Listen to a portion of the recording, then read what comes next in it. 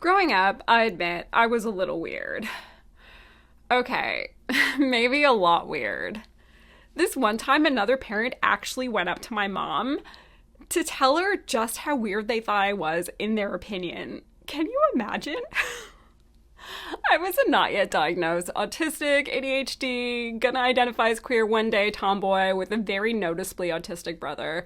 So I guess I stood out a little. And all in all, I'd say I turned out pretty okay. Happy to report there is a place in the world for weirdos like me and you. But the hardest part about being different was that I didn't see any representation of people like me in my community. Now, this was over 30 years ago, and I'm happy to say that things are slowly changing. But the solution has not been to get better at finding the representation I'm looking for, but rather getting better at being it. And today, that's what we're going to be talking about in this video. Welcome back to the second season of Loom-In-ESSENCE, this series where I share my artistic adventures building experimental bead looms, and we talk a little bit about art and a whole lot about life. I am your host and artist, Shine. Today I'll be sharing one of my recent works with you titled Sometimes You Have to Become What You're Looking For. This season I've been doing a bunch of experiments on smaller pieces to help me construct my first large-scale piece. So we're going to start off this episode by talking about the experiments that I conducted on this piece, and then I'll get into some of the inspiration and symbolism behind the design. Also, in case you missed the last episode, here's the link to that, and I'll also drop it in the description for you. All right, let's get started. This is the second to last piece in this series, which meant it was my last chance to work out whatever I needed to know for the final piece. Which meant it was time to divide and conquer, and I did just that by constructing two different looms on this piece. Once again, I continued working with hooks, and for fun I decided to paint this piece black so that I could work with black hooks, and it was worth it. I really like how the hooks blend in with the branches, making them hard to see, kind of like they're in incognito mode. And so it might be hard to see that I went back to alternating the hooks with the eyes. And I did find that I was able to pick up the pace a little bit when I was crocheting them together, but ultimately I was not as fast as when I was just working with the hooks, but I'm still happy with the result. And I also experimented with two different placements. So for one of the looms, I went with the rows of hooks both on the same side. And then for the other one row of hooks is on the front and the other row of hooks is on the back. And I found that both worked equally well in this piece and that I didn't have any issues with the warp threads becoming unhooked. I also experimented with attaching the warp threads on an angle again. And this time I added beads. I say that because last time I didn't. And because I had two different looms on this piece, I used two different angles. And I also experimented with varying the amount of beads between the warp threads using either one bead or two beads, depending on the amount of space, with the intention of doing what would create the most even tension and minimize warping. And overall, I'm really happy with the results. I feel like I've gotten enough experience doing that over the course of this project that I feel confident going into my large-scale piece and doing this if I need to adjust the tension while I'm creating those first few rows. Since I plan on doing a geometric design for my next piece, I wanted to get some experience working with geometric designs on this piece. So I actually did two of them, and I worked with two different kinds of beads. The first is with delicas. Now, delicas are technically not the ideal shape to make square-based geometric designs with, because they're not square. They look like they might be square, but they're actually slightly wider than they are tall. And so as the design progresses, you can tell that they're not perfectly square, but I still think it worked out well in this design. I'm really happy with it. And the reason I chose to use the delica beads is because I guess they must be a really popular kind of bead because they come in a huge variety of colors, including luminescent colors, which I really wanted to work with. For the second loom, I worked with cube beads. Now, these are obviously better suited to working with geometric designs because of their shape, but I guess they're not very popular because they just don't come in very many colors compared to the delicas, which is really unfortunate for a person like me who absolutely loves color and loves working with color, but I guess I'll just have to make do. Now, I'm glad I did the loom with these beads on this smaller piece so that I could try them out to see how it goes, because I did learn something. Now, it turns out that not all the cube beads are the exact same size, even though they're made by the same brand. And this is actually pretty common in beads because I think different beads are made out of different materials depending on what color they are. And so there must be, like, some of the colors and materials must be harder to cut, and so you get a little bit of variation. And so for this piece, what I was able to do is I took the slightly larger beads and I based my tension off of that measurement, and that worked out really well. So I'll be applying that to my final piece as well. For this piece, I continued working in sections, and I started out by attaching an entire row of beads along the length of the loom to confirm the number of beads needed for ideal spacing. Now, this row was not part of the design. It was just a temporary aid to help me figure out A, how many beads I needed in the design, and B, how to maintain ideal spacing while I was creating the piece.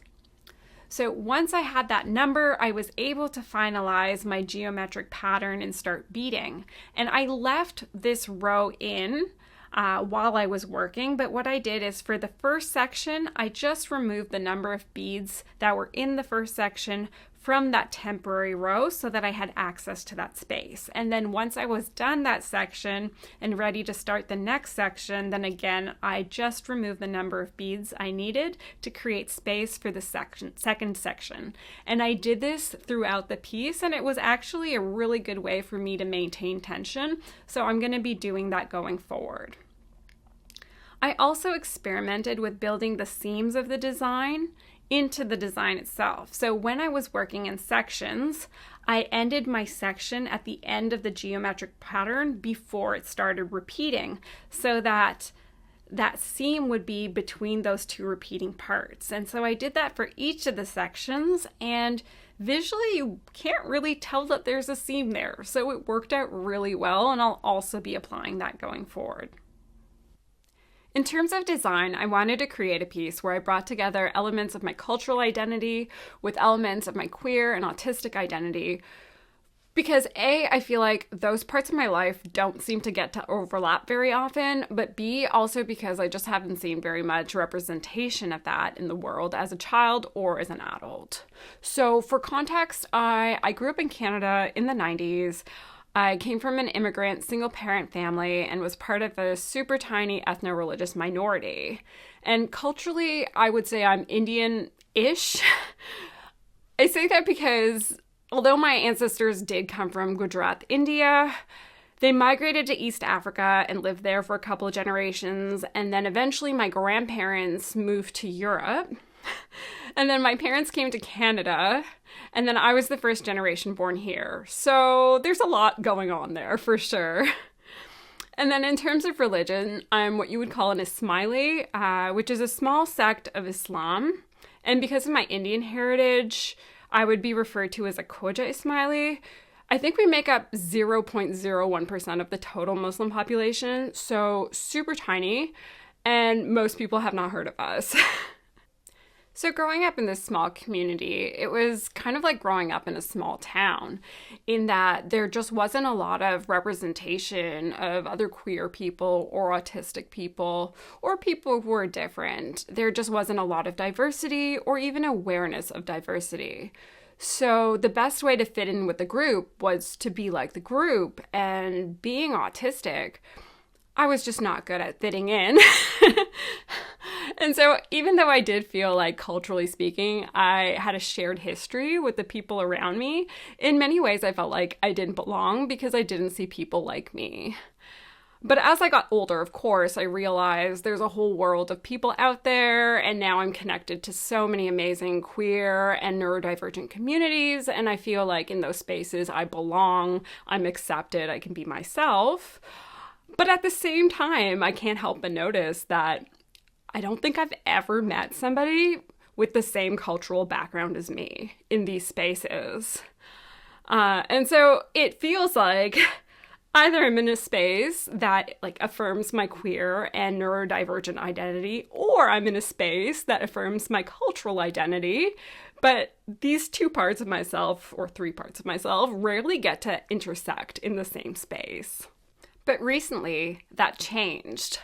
So I think I might have met a person who might be queer or trans or something in my religious community, like in my mom's generation, an elder queer.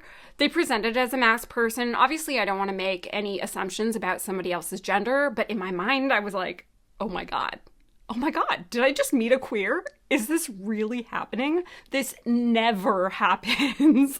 I just couldn't believe they existed. And I so badly wanted to interview them and just ask them everything about their life. But then I didn't, because in my culture, we low-key just don't talk about stuff like that.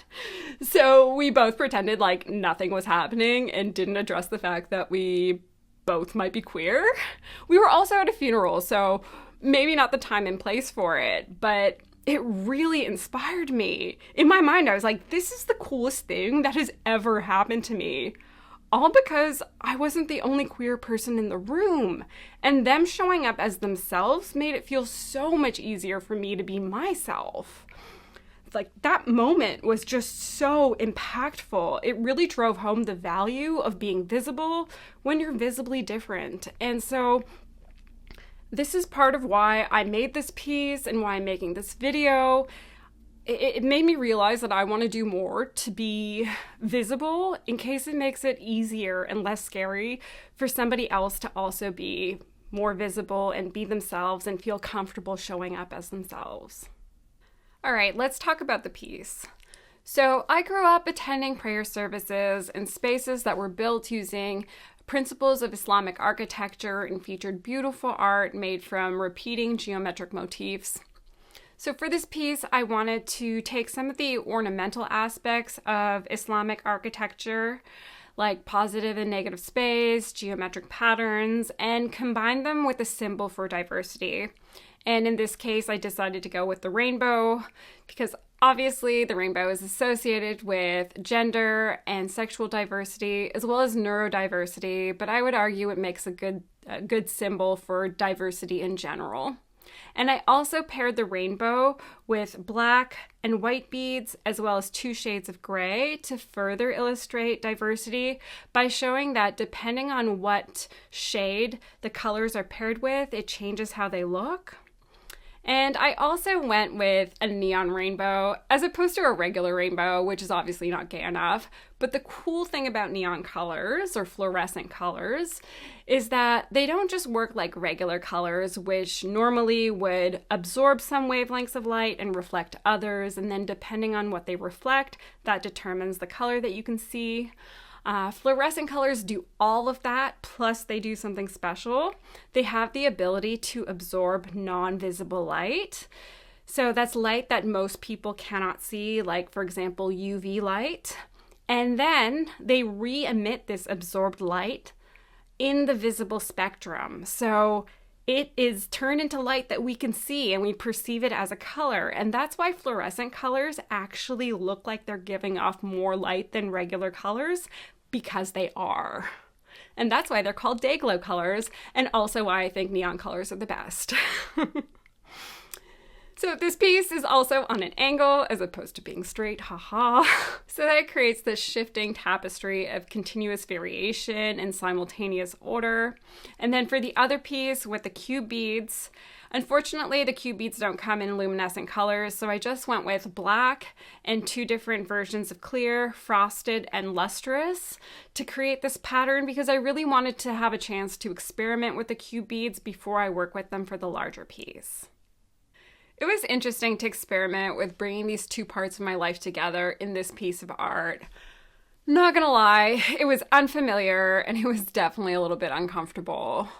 But I think back to that experience that I had where I met that person that I thought might be queer and like just how life-changing it was. And it's made me realize that even if it's uncomfortable, as a queer person, I gotta show up more by doing this, but also in cultural spaces so that I can be the reason why somebody else feels like that someday. I used to hate being the only visibly queer person in the room. I would just get stared at a lot. I still get stared at a lot.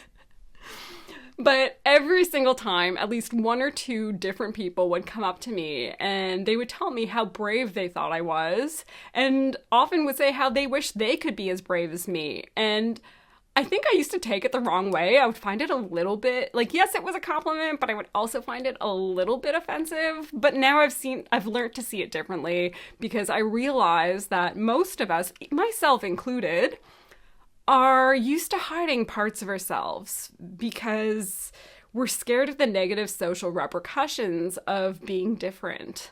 So we get used to living life that way because we don't want to be looked at funny, we don't want to be judged, we don't want to be talked about, we don't want to feel unsafe, and those are all valid reasons. But when someone shows up and is openly and boldly themselves, it is so inspiring, and it gives people hope to think that, oh, maybe I can also be myself in this space too. And that is both a beautiful and powerful thing. And I want that for people. I want people to feel a sense of safety and belonging and acceptance, and like it's okay for them to show up as they are and be themselves. And I guess I'm realizing that the best way for me to create an environment like that is by setting an example and by showing up as my most authentic self. As much as I may stand out and be visibly different, at least then I can make it a little bit easier for others to also show up as themselves, as different as they may be, to know that they are not alone and they still belong. And as much as I wish this kind of representation existed when I was growing up, I'm glad I finally figured out that sometimes you have to become what you're looking for. Which is the title of this piece, FYI. Okay, friends, that's a wrap for today. Before I go, I would like to acknowledge the support of the Canada Council for the Arts for making this project possible. And also, thank you to the viewers for viewing and for joining me in this journey. Remember to like, share, and subscribe, and I will see you next time.